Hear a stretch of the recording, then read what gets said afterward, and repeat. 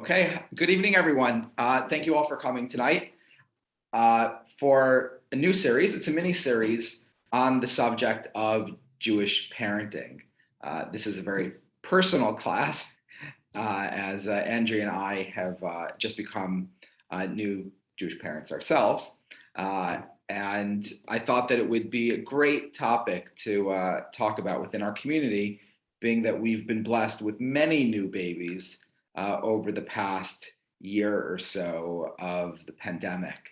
And so it's a very exciting time, kind of in many people's lives, but obviously for us as a community as well, here at Bethis Marks. So really pleased to be doing this class. Now, one of the things that I've learned since becoming a parent is that schedules are, like fiction. There is no such thing as schedule. So there's a whole bunch of people who are planning to come tonight and messaged me in the last 10 minutes saying, our child is not sleeping. We have to put them to sleep now. They just returned their dinner to us, and so forth. So all part of becoming a parent. I think when we think of becoming a parent, you think of all the nice things, and but obviously there's lots of challenges with becoming a parent. And I actually think, as people become new parents, not to make anybody here who's expecting anxious, but it's obviously exhausting, and in that sense, incredibly trying. And something that I think, I've noticed is that as we experience those challenges, it almost can become so overwhelming, that we lose sight of kind of what it's all about. And obviously, the children are beautiful and they're adorable and we love them, but we almost kind of shift into survival mode, just trying to kind of get through each day, particularly during the first few months. And so it's really great to kind of be able to pause and to say, we become parents, we become Jewish parents, and what does that mean? What is that about? What are the opportunities? What does that mean within our tradition, to hopefully make sure that this is, really a rewarding and meaningful and impactful experience for all of us. So I'm really glad for those who were able to make it tonight. As mentioned, I'm recording the class as well for some of those who wanted to but aren't able to make it this week. Hopefully now people will join us during our next class as well. It's a 3-part series. The first is on becoming a parent, so the miracle of life. Next week, we'll be talking about on passing on Judaism's traditions, how we do that. And the last one will be about imparting Jewish values. And all really important lectures, both kind of what is the meaning of becoming a Jewish parent, but also how does one be a Jewish parent, in addition to just all the other things we have to do as parents as well. And so that's really what this series is about. And I hope it is helpful to everyone as we kind of begin or continue these journeys that we are all on, becoming Jewish parents.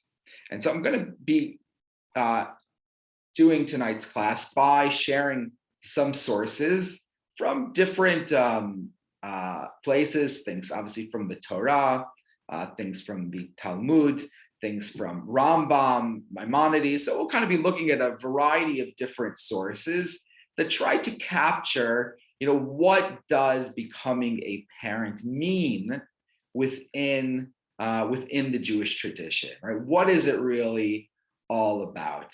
And so we'll be looking at a number of these sources to try to get to the crux of how does Judaism see the idea of becoming a parent, okay? And we're going to start by just looking at a source, which is really a very powerful source that we read in just this past week's Torah reading. In this past week's reading, we talk about the marriage of Jacob to Rachel and Leia, and it describes the birth of Jacob's children, of most of his children. But of course, also expresses the fact that Rachel was unsuccessful in becoming a parent. And it describes the distress that she faced, as many people do who try to have children and find it difficult, or perhaps are unsuccessful. I think this verse really resonates as an experience that unfortunately some people have. And so I'll start by taking a look at this source. And it says the following. I'll read it in the English, though I have it here in Hebrew for anyone who'd like to look at that. And it says that when Rachel saw that she had borne Jacob no children, she became envious of her sister Leah. And Rachel said to Jacob, "Give me children, or I shall die," or I am dead. And it expresses this sense of, almost like a lack of sense of self-worth, almost, that she's feeling, or kind of, where is her purpose? She can't have children. And I think it's an interesting verse because, I don't think that that's necessarily the way that we see things nowadays. We have other avenues of self-worth for both men and women, thankfully.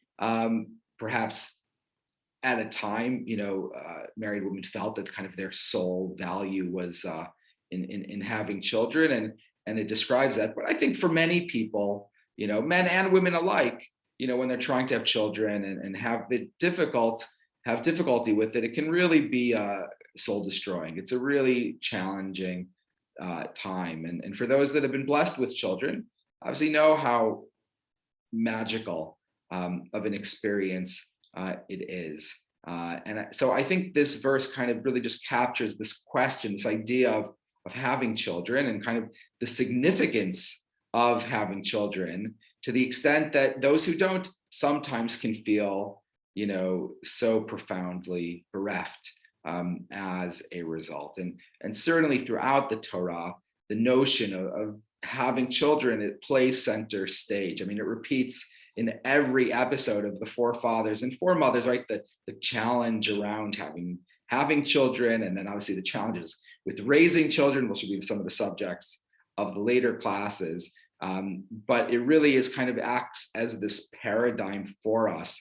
There's a saying among some of the medieval rabbis that say, "Maaseh avot siman lebanim," that the things of our forefathers act as kind of paradigms for the descendants. And so we often, I think, look for ourselves, our own experiences within those of the forefathers, both their challenges and their failings and their achievements, and try to kind of gain some inspiration or some insight. But it's certainly something that all of them were quite conscious about, was this idea that they wanted to have children, and that it was seen as something that was miraculous, that was a blessing from God, should they be blessed to have children. And I think that really kind of sets the stage for how we see children as a blessing, as a gift, and something that we pray for. And many of the verses talk about the praying for children. And so I think that's kind of just the beginning of it, is that we see children as a blessing. We see it as a gift from God. And for those who are fortunate enough to be blessed with children, it certainly is something to feel incredibly fortunate about. That being said, how do we see, where does having children fit into kind of the Jewish tradition? So the truth is, it plays a huge component within the Jewish tradition, because it's actually the very first commandment in the Torah. Now, before we continue, I just want to say, if anybody has any questions or comments as we proceed, please feel free to unmute yourself or to raise your hand on the screen. Very happy for this to be a bit interactive, and there'll hopefully be some times where I'll kind of ask people to talk about their experiences, so we can make it a bit more of a social learning opportunity. So this next source that I want to look at also comes from Genesis, but earlier on, in the very first chapter of creation. And it says here that God created man in his image. In the image of God, he created him. Male and female, he created them. So in the very first chapter of Genesis, it doesn't have the whole story of Eve being created from Adam. It just describes it as they both were created, right? Male and female. And then it says, God blessed them, and God said to them, Piru urvu, be fruitful, be fertile, and increase, right? Be fruitful and multiply. Fill the earth and master it. Rule the fish of the sea, the birds of the sky, and all the living things that creep on the earth. And so this is, like I said, the very first chapter. And right here, we see this directive being given of Peru urvu, that you shall be fruitful and multiply. And so we see that the outset, it's the first thing that we're created, that we're commanded as humans, is the idea to procreate, to have children. So the fact that it's there at the very beginning certainly sets kind of the framework for how significant it is. And I've been reading things, obviously with all the stuff with climate change and the environment. So you read about different views, and obviously one of the concerns is population numbers, and whether population actually shouldn't increase, and that's obviously a question. But certainly as Jewish people, as parents, it's something that we see as a religious duty, really as kind of a calling, as it were, to fulfill God's mission through us to have children, to carry on, to pass things on to the next generation. I mean, it's so significant. It's the very first thing. And really this part of the Torah is not talking about Jews, it's talking about humans. So it really goes to the very essence of what it means to be a human, right? It's like the most core thing we are, right? We're animals, and that drive of procreation, right, is so central to the animal kingdom.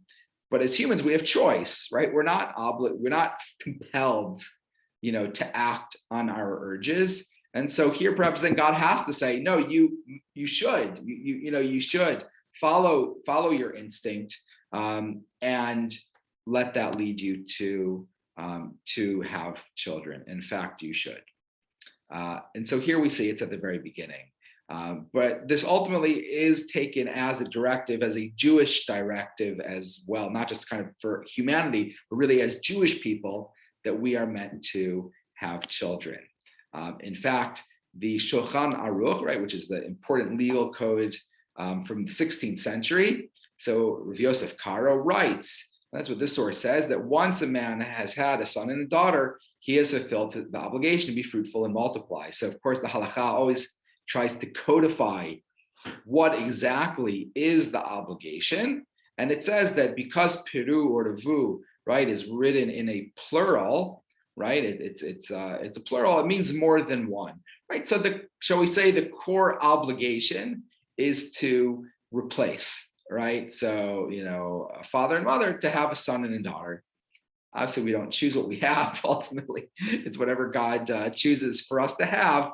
But at least conceptually, there is this idea of at least having two children, a son and a girl. And interesting that it's framed as that it's a commandment on the man, though obviously a man can't fulfill this obligation without a woman. So in that sense, right, it's obviously something which is done in partnership, and certainly I think we can all recognize that the burden of it really falls much more on the mom than it does on the dad. Even I'm not talking about the raising of the child. I'm just saying during pregnancy, obviously the role of a man is limited, right? Ultimately, it's the mom who really creates the child, over those 9 months. So I really just wanted to start this out by just showing how central the idea of having children is to the Jewish tradition. But it's the very first commandment. It's codified in the Jewish tradition. It's right up there as something of paramount importance. But obviously the question is like, how do we think about it? Because I think in modern times, our relationship to having children perhaps is different, than it used to be, because obviously our relationship towards marriage is different nowadays than it once was. Marriage is a choice. Some people choose not to get married. And so the way that we kind of think about children and marriage, obviously the fact that people can practice birth control nowadays, the whole kind of relationship between these things is different. And so I think it really is helpful to kind of look into the tradition to see, what do the traditional sources say about these things? Because obviously the way that kind of just society is structured has evolved, over the past century. And it's easy to kind of lose sight of how these things work together and how Judaism sees these things. So the next sources that I want to share with you really kind of focus a bit more on that relationship between marriage and having children. But again, I think really reinforce the centrality of having children within family life, which we'll take a look at. But before we go on, does anyone have any thoughts, any questions, or any just comments?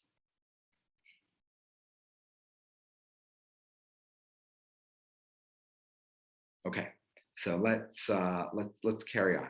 So the next source that I'd like to share with you is also taken from Genesis.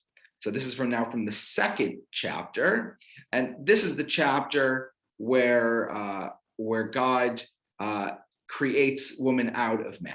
So it's a little different in the way that it's formulated. Many people have written about why it's presented in different ways in the first two chapters. But the first one says, the Lord God said, "It is not good for man to be alone. I will make a fitting helper for him." Right. So this verse is really interesting, right? If I were giving a class on marriage, right, this would be a great source to show, right, the idea that marriage is an end in of itself, right? That partnering up is an objective, right? God said it's not good to be alone.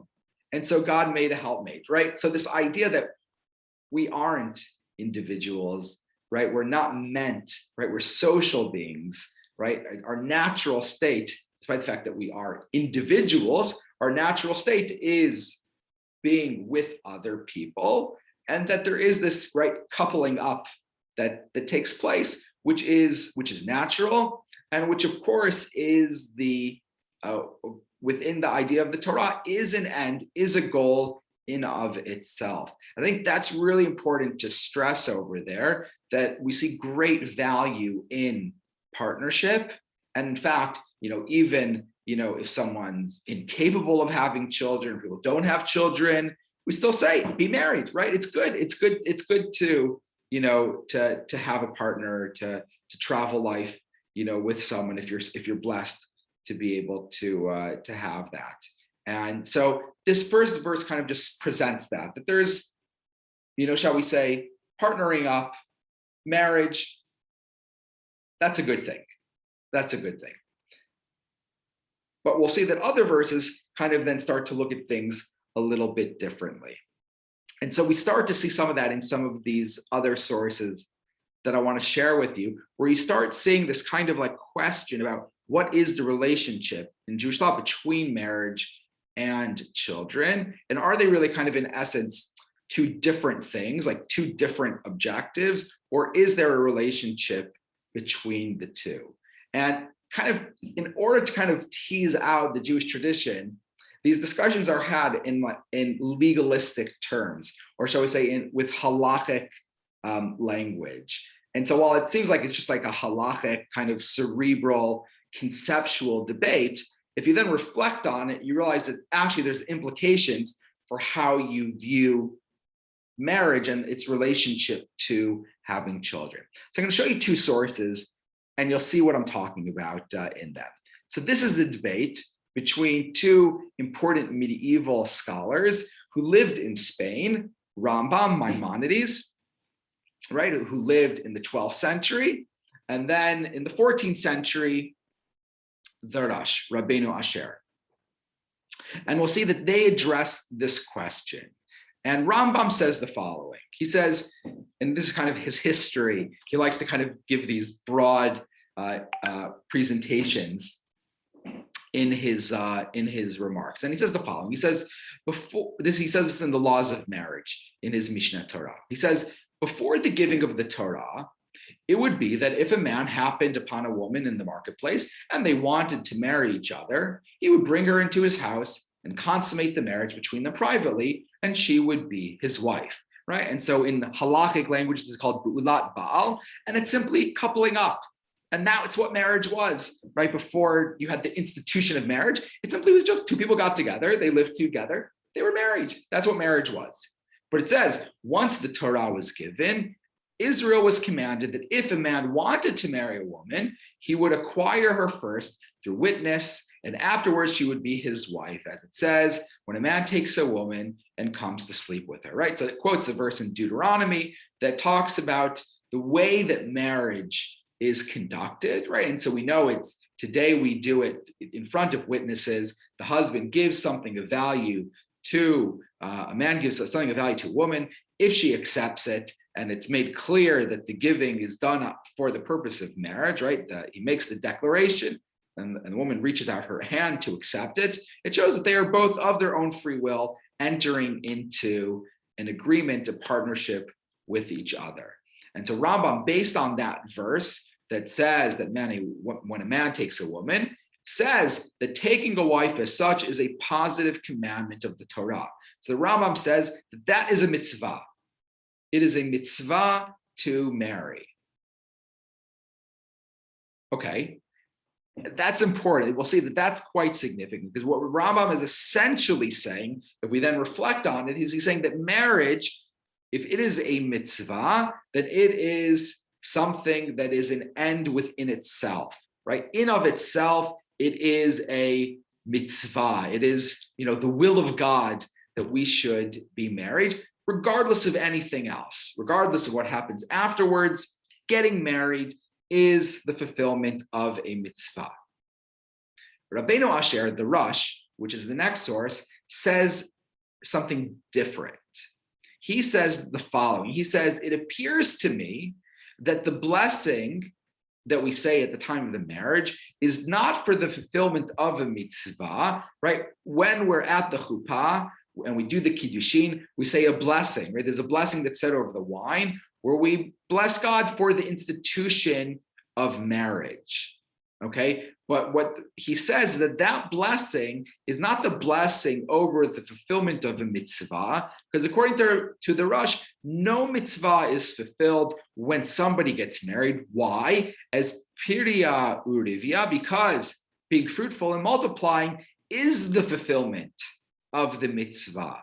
So according to the Rush, there is no mitzvah that is fulfilled simply by getting married. In other words, marriage is just a precursor to the thing that actually is the mitzvah, which is having children, right? And so in the, shall we say, the worldview of the Rush, right? He's talking about halachic things, but what that means is the function of marriage is to have children.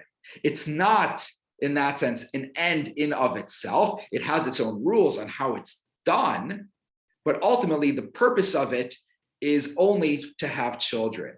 And because you shouldn't have children outside of marriage, according to this, right? So therefore, though there are discussions about concubines and things like that, but fundamentally, right, that's not the way it's supposed to be done. That therefore, in order to do being fruitful and multiply, you have to get married. And so in this mentality, the purpose of marriage is children. Now, does that mean if a person can't have children, they shouldn't get married? Not at all. Not at all. But ideally, or preferably, right, one gets married in order to have children. And it's interesting. I mean, to me, it's been interesting because I think a lot of people that I've met who may not be particularly religious in other contexts, and therefore perhaps, couple up, as it were, before they actually get married. When do they choose to actually get married? When they're ready to have children, right? Someone could be with their partner for years. When they choose to actually get married is when they're ready to have children. And it's also this idea that when someone gets married, there's this idea that they shouldn't then put off having children. You get married, and then you should enter into having children, because that's really the function of it. So in essence, what you're seeing over here are kind of two conceptions of marriage, right? Is marriage kind of just its own good, its own value, and then you do something else when you're married, have children, or is really the whole purpose of marriage to have children? I think, again, my point from this is really just to say, you see here kind of, particularly within what the Rush is saying, this idea that having children is really an objective. It's something that we put great weight into, even to the point of saying that marriage, it's just a means to an end. It may not even be an end in of itself, though, as we saw, Rambam may disagree with that view. The question is why? Meaning, Rambam makes a lot of sense when you look at that verse we saw before, where God says it's not good for man to be alone.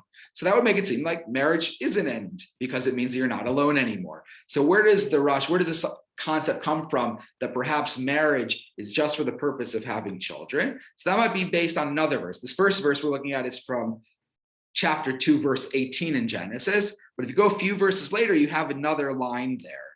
This is 2:24. So just 6 verses later, it says, hence a man leaves his father and mother and clings to his wife, so that they become one flesh. So here it talks about the process of marriage, right? Leaving one's family and now cleaving to somebody else.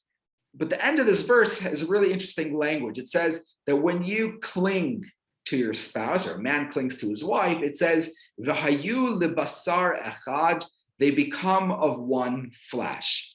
Now, one reading of this is that you become one flesh when you consummate your marriage, right? You're physically, in essence, joined together, right? You become one quite physically when you, right, have a sexual relationship. But Rashi over here, right, one of the important other medieval rabbis, quotes a tradition that says, what does it mean here, you become one flesh? Well, when you have a sexual relationship, you don't actually become one flesh. So what does this mean, that you become one flesh? When you have children, right? When you have a child, that's when you become one flesh, meaning that is the joining of two people on the most basic genetic level, that two people come together, right? And I think you can see that in children. You look at a baby or you look at a person and you say, oh, it has this person's eyes, it has this person's lips, this person's fingers look like this one.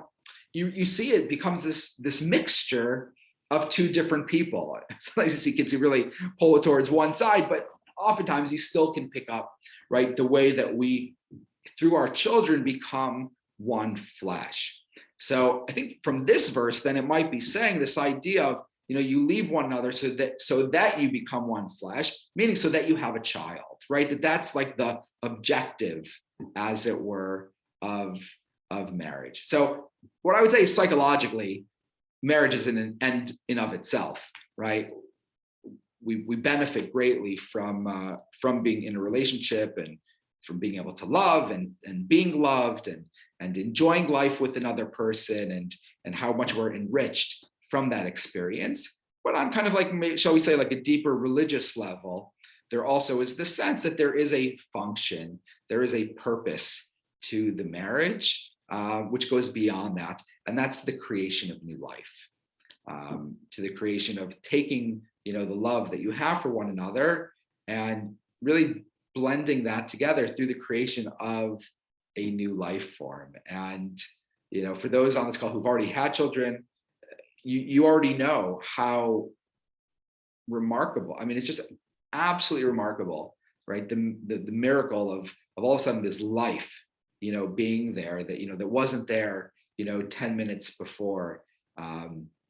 Those who are having children will definitely get to see that, and really, I think, experience how amazing it is, that new flesh, as it were, that comes into being, and really it becomes, in essence, shall we say, a fulfillment in that way of the love between a husband and wife, that they are then able to create this new life together, which is just amazing. And it really does, right? It binds two people together in a way which is forever, because there's now a life which literally is a blend of two people beforehand. And it really is, in that sense, basar echad, as the verse says, one flesh of two people. So, as close or as bound up you feel with your spouse by being married and living life and traveling and, enjoying all the things that life has, as being together, it's when you have a child, I mean, you truly are blended through this being that you have created. And so once again, I think we just kind of see the value and the perspective that's placed on having children within the tradition, right? It's a commandment. It could be perhaps the purpose of marriage. It certainly is kind of the fruition of coming together in a really tangible, everlasting kind of way. Does anyone have any questions or comments before we go on?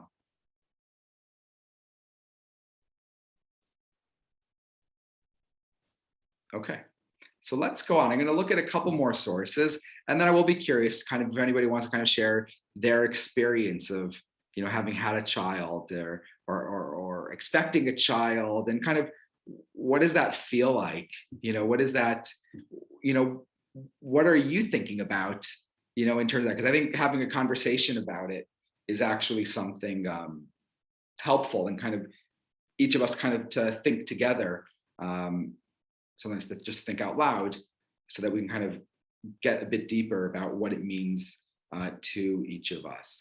But let me look at another couple sources, and then we'll kind of do that as we kind of bring things together at the end. So there's another source over here. This is, again, looking at Rav Yosef Karo in the Shulchan Aruch, and I really just wanted to kind of leave this kind of on how he formulates the commandment to marry. Or it sounds like the way he's formulating it is kind of a mixture between what we saw earlier and how he relates it to the idea of having children. And so he writes the following. He says, every man is obligated to marry a woman in order to be fruitful and to multiply, right? So he says you're obligated to marry in order to have children, right? And anyone who doesn't engage in being fruitful and multiplying, it's as if he spilled blood, right? Meaning if you're living together and you're not having children, it's like spilling blood, right? Because you've had the opportunity to create life and you're not creating it. So in essence, you're not actively spilling blood, but you're not bringing into existence that which you could have. And so in a way, you've spilled blood as a result, right? And it says through that you lessen the appearance of God, right? You lessen God's divine manifestation in this world, and we'll get back to that in a moment, right? He says, and causes the divine presence to depart from Israel. And then you have the additional gloss by Meir Isilis, and he says the following. He says, the Ramah, he says, he who does not marry is not allowed to make a blessing or engage in Torah. He's not called a man, and when he marries a woman, his sins are cast in doubt. As it said, one who has found a wife has found goodness and obtains favor in the eyes of God. Okay, so here he's talking about marriage, and there he's talking about marriage really just in the context of marriage. But the way that Rav Yosef Karo begins this, again, is really relating the idea of marriage in order to have children. So again, it shows kind of how important that is, and really that idea that the creation of life is, in the same way that we would never think of killing another person, but not fulfilling this religious duty to create life is almost as if you're killing, because you could create life and you're not taking that opportunity to do that. It's not a way we normally would think about it, but when it's a very kind of I don't know, almost philosophical way to think about it, right? And this idea that you prevent God's presence from being in the world, that's really interesting. And what does it mean by that? So I think that relates to the next source that we're going to look at. And here we'll kind of just do a bit of reflection on what's going on over here. So it says over here, this is from the Talmud, and the Talmud has the following teaching. It says, the sages taught, there are three partners in the forming of a person: the Holy One, blessed be he, and his father and his mother. So here the Talmud says, making a person is not just two people. There's not just two people in the bedroom, there's three, right? There's man, there's woman, and there's God. And this is, well, I'm curious what you guys think of that. What do you think this source means when we say that there are three partners in creating a person? Anybody have any thoughts on what that means?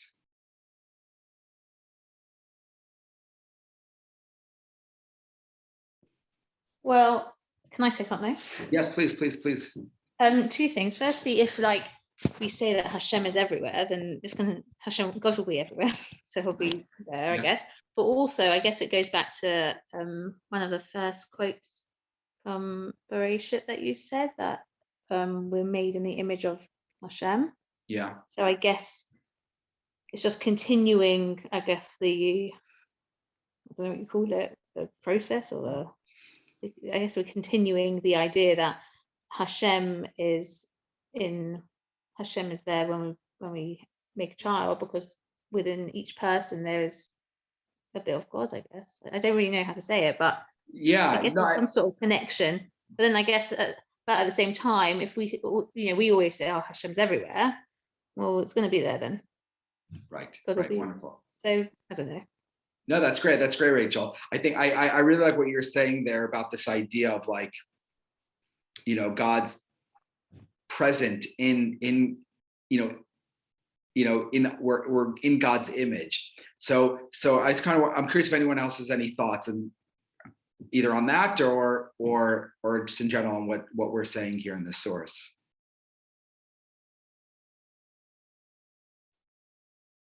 Don't be bashful.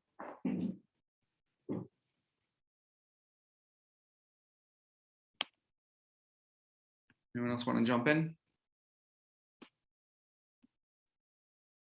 Okay, so I'm going to throw something out, and I'll kind of see what everybody thinks. But obviously there's this notion, right, that obviously the child gets its genetic material from its parents. But there's another part of being human, which is, right, the idea of our soul, right? And this like, that we're alive. You can have a physical body, someone who's died. The body is there, the genetic material is there, but the spark, isn't. And I think that's the idea, is that when God creates, right, when we create a person, right, they also have to have that divine spark, that soul, right, to use that term that gives them the life, that's in there. And that's something I experienced in a really kind of almost like visceral way, when meeting Dove, was, also this thing's alive. This thing is like, has its own life, pulsating through it. And, I know that it was already, moving and, in a sense alive already, during the pregnancy, but like this experience of like, all of a sudden it's out in the world and it's just absolutely amazing. And there's discussions in the Talmud about, when do we say that happens? When does it come alive?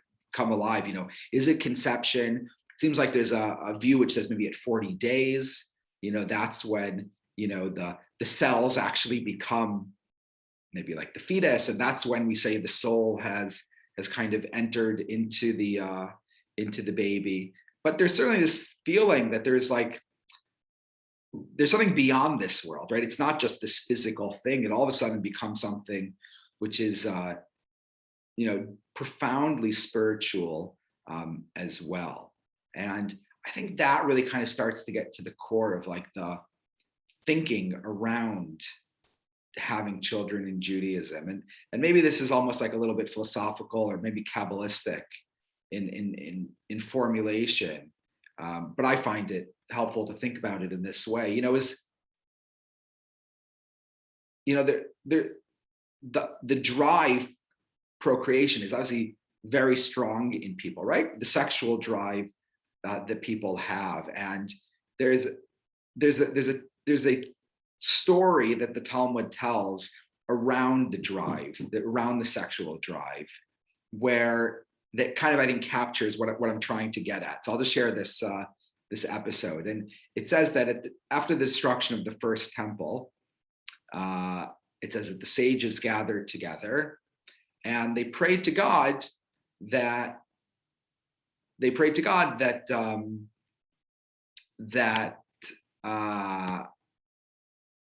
me just put this on here.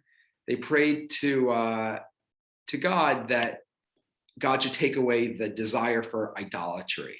Right nowadays, it's hard to understand. People want to worship idols. Like, who wants to do that? We don't.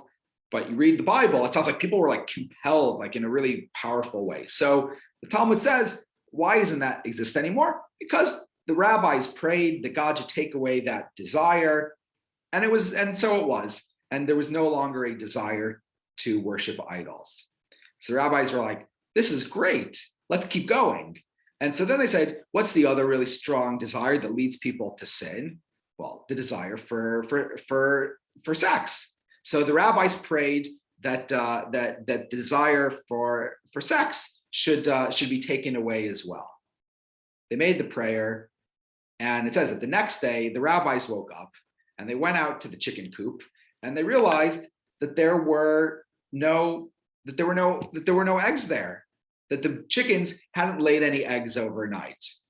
And so they realized the chickens weren't procreating. And so they realized that actually the world can't exist without that. And so the rabbis then prayed to God again to return the sexual desire, even if it's challenging, because ultimately the world can't function without it. And it's an interesting story, but I think what it gets to is the idea that like the drive, right? The sexual drive is so core to the human condition. And of course, at its basic level, right, it relates to procreation, right, to having children. And on a spiritual level, right, you think like, why do we have this? So I think the idea, as you talked about before, and this, Rachel, I really liked what you were saying, the idea of being in the image of God. So if we were to describe God, it's very difficult to do that, right? How do you describe God? We don't really know much about God, right? It's hard to describe, an omnipotent being. There's one thing we know that God does. God creates, right? The only thing that existed was God, and now we're all here, right? The whole world exists. So God is the creator, right? We sometimes refer to God as the creator, right? God is the creator. So if we are to be in the image of God, then we also need to be creators.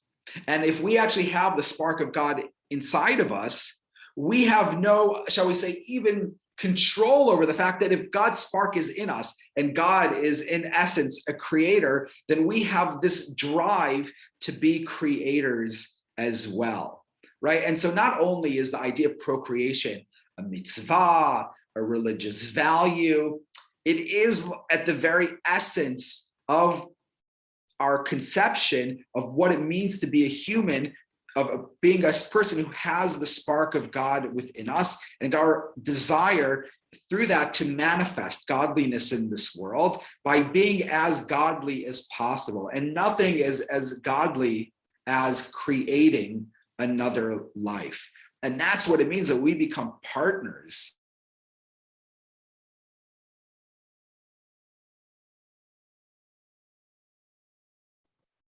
Hi, Shalom. I think you're on. Oh, you're off. Yeah, thanks. So sorry about that. So that idea that we become, in essence, partners with God, or God becomes partners with us, is that, in essence, we all have the spark of God already in us. And it's that spark of God which is then driving us to follow in God's way and to create a new life as well. So not only is it an obligation, the reason it's obligation is because we are partnering with God when we do this. We're actually getting in touch with our innate godliness when we go ahead and create another life. And when you think about it that way, that's, you know, that's really actually quite awesome.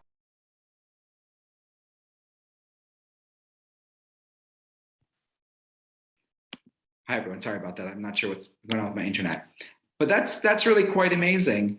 You know, when you then think about that idea of how we really kind of become partners in God, we become more godly when we create, and we've now created life, you know, that will then have those same godliness, those same impulses, those same, you know, drives to create as well. And so it's really an amazing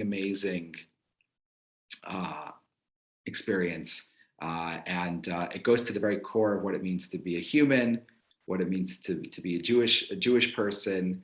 And it is a great,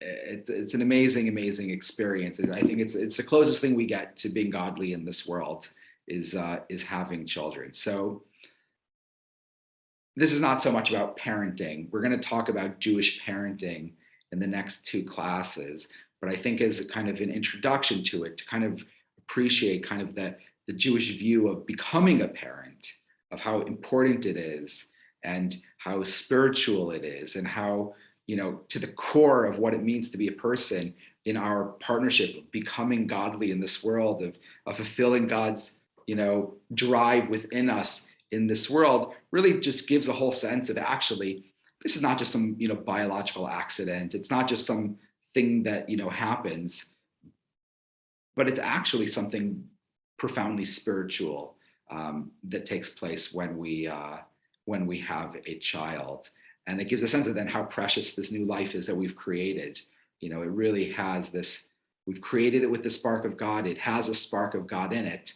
And obviously, it therefore is incredibly, profoundly precious, which of course means we have great responsibility about what we do with that precious soul.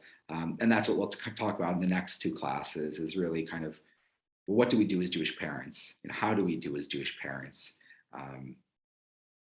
You know, it's our greatest role in this life.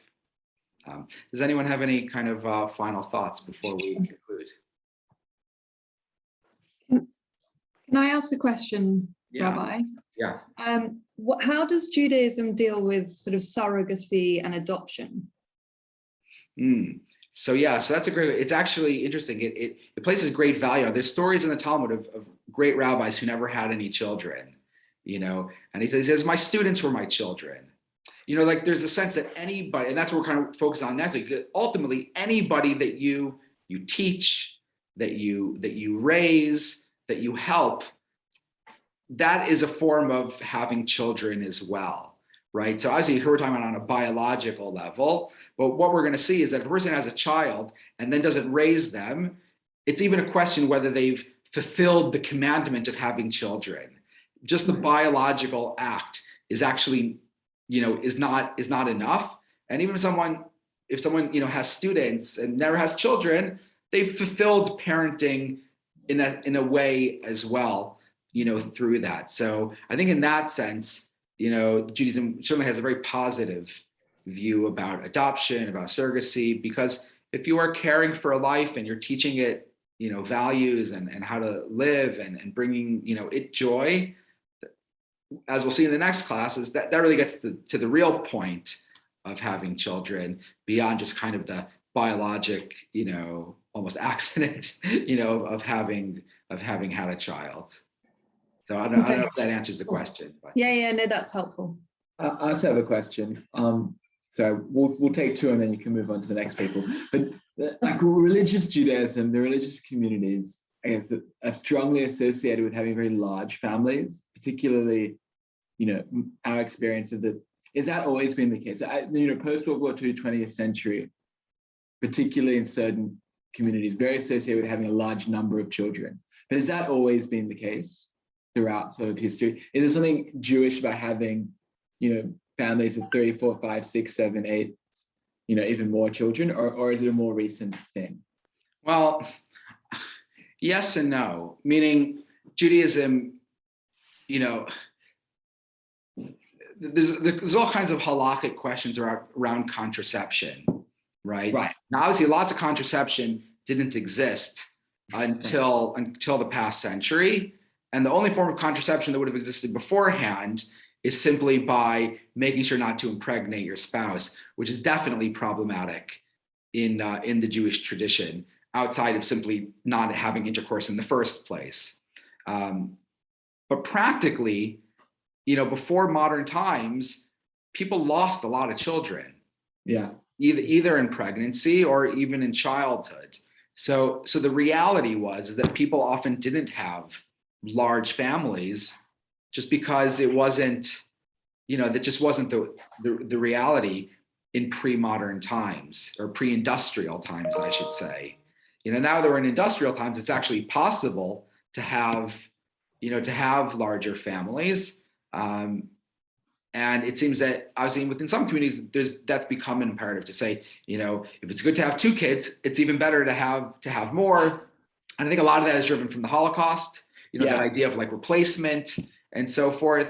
So, that's a broader conversation. I think we definitely place value on children. We see them as a blessing, but I think we also appreciate the strain it places on women and their bodies, and the ability to give children the attention that they need in order to grow up as well, well-developed, people.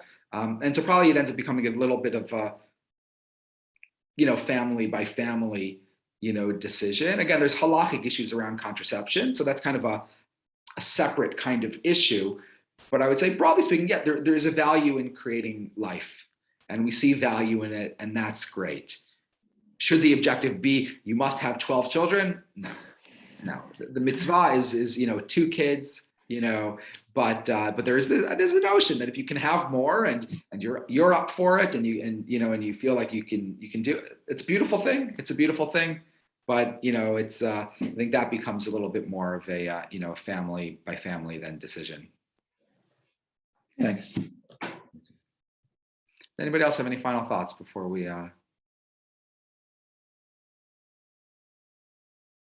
Okay, great. Well, so I'm going to conclude there. Lovely studying with all of you. As I mentioned, there's a bunch of people hopefully will be able to join us next session as well. But great to kick it off with everyone. Thank you for coming, and I look forward to seeing you all next week. I hope everyone gets sleep tonight. Thank you. Take care, everyone. Have a good night. Bye. Bye-bye.